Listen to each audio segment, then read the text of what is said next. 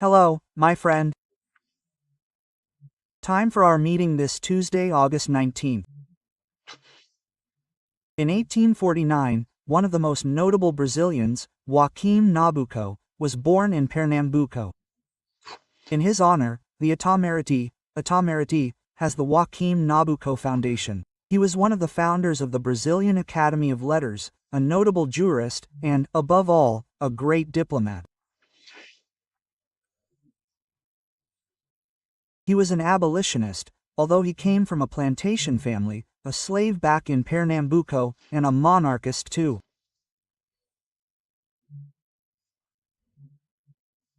He died in Washington at the age of 60, and in 1961, I remember, President Gio Quadros decorated Che Guevara. After the meeting in Punta del Este, he passed through Brasilia on his way back to Cuba and was decorated with the Grand Cross of the Order of the Southern Cross. It's Brazil's highest honor. Well, it wasn't exactly for him, but for Cuba, for the Cuban government. There was a serious military problem. A battalion of the Presidential Guard, which initially refused to form and pay military honors to Che Guevara in front of the Planalto Palace. But after much discussion, it happened.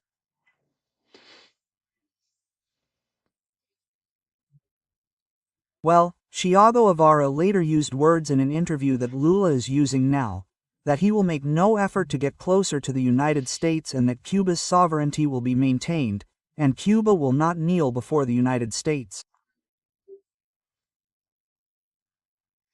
In this case, the United States, at that time it was Kennedy.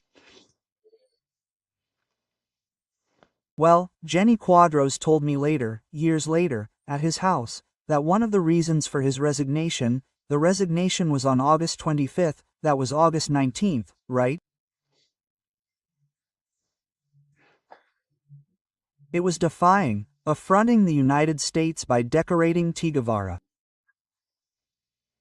Oh, and more than that, turning his back on Congress.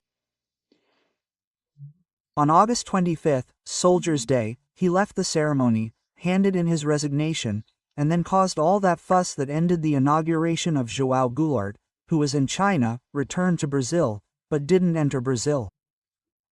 He stayed in Montevideo and was convinced by Tancredo Neves, at Ernesto Gas' request, to accept parliamentary government.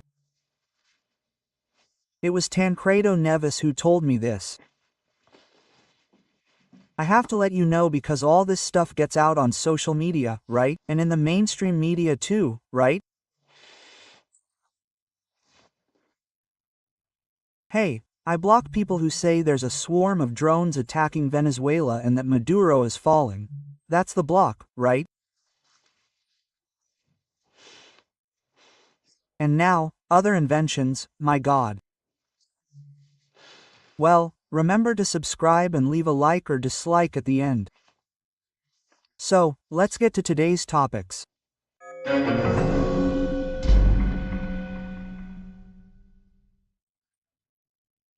Well, the first topic involves this neologism, and look, I could better call it a fad, adultification. I looked it up on Webster's to see if it had any origins in English. Neither, right? They just invented the word, and it's in a bill for adultification. You don't need a bill for that. It's been in the penal code for a long time, folks. This has been happening right in front of us for a long time. I've said it before, I'll say it again. I remember it starting right around me, when I was on TV Mansheet, in 1983, on children's programs, where the girls were dressed as women, not sensually, but with eroticism and vulgarity. Oh, girls are always cute and all, my God, right? I told you my wife was surprised back in Bilbao when she saw, oh, these little girls here in the square, interesting. Oh, they're dressed as little girls, that's why. They're not dressed like they are in Brazil, right? As sensual women. This has been going on for a long time, this disgusting thing, right? The desire to quickly mature children who lose their childhood, then reach 40 years of age, realize they didn't have a childhood, and then become infantilized, wanting to do childish things, right? Well, I had to talk about this to vent after seeing these ridiculous things. Adultification.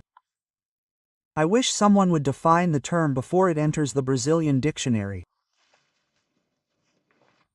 Well, folks, Dino, and there were people interpreting it, Dino backtracked. No, Dino is in the same place and he's in the right place. He's not saying anything beyond the obvious.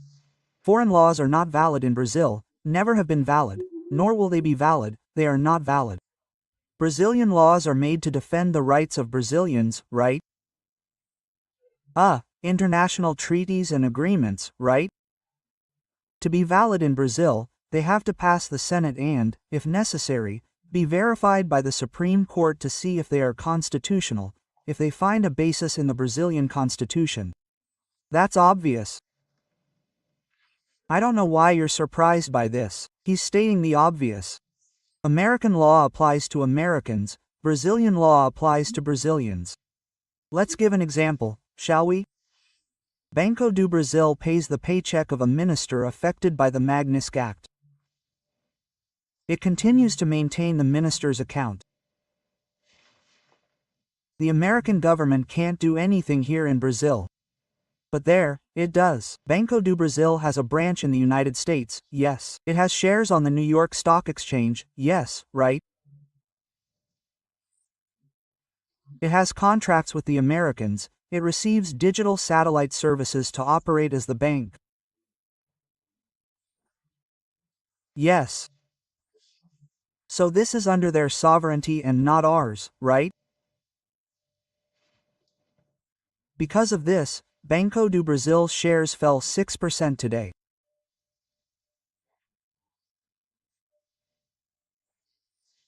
Banks in general also fell on the assumption that Brazilian banks would do nothing to avoid the sanctions in the United States that will affect us here.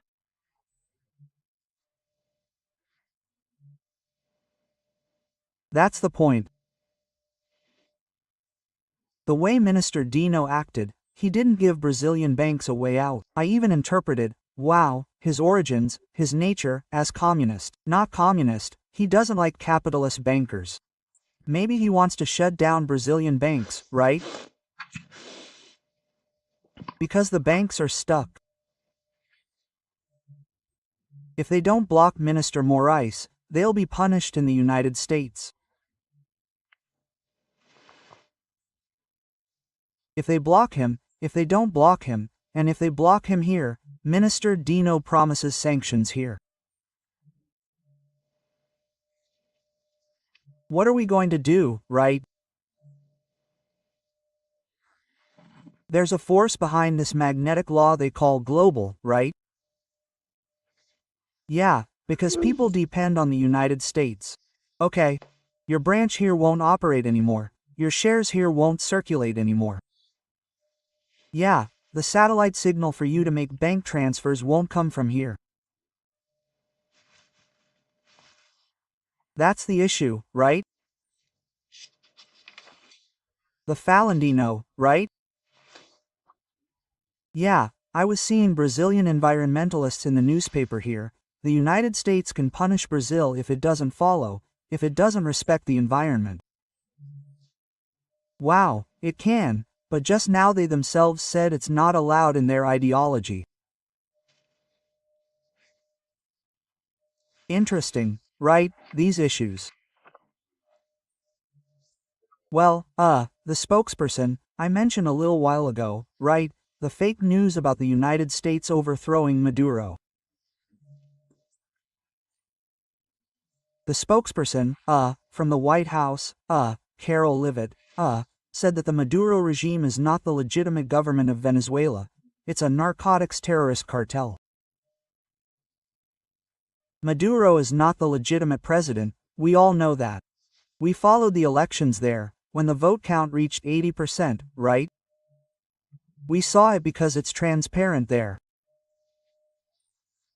We, the opposition, were following it, saw that the opposition candidate, the ambassador, Edmundo Gonzalez, was winning by a long shot, right? Then Maduro cut everything. From now on, it's no longer counted. The election is over. He staged a coup during the election count, and Brazil remained silent. Brazil went to Grenada for that meeting. I think it was Grenada, to show the legitimacy of the election. It was pure propaganda, just to make it look like something out of a slave ship, just for show. And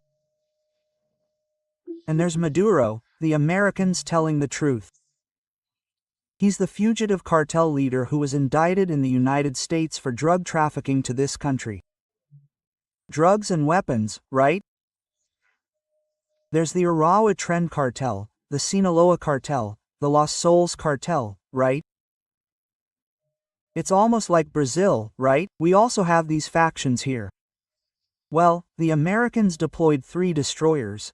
I think destroyer stands for torpedo boat in our language. 3 destroyers with missiles, guided missiles, with helicopters, right? Hey, 3 are in the Caribbean waters, the Mare Nostrum, right? They're there, not near Venezuela. It's more like a warning, right? Look, don't send any more drugs here, right? Well, that's the point. Well, that's it, I've gone too far.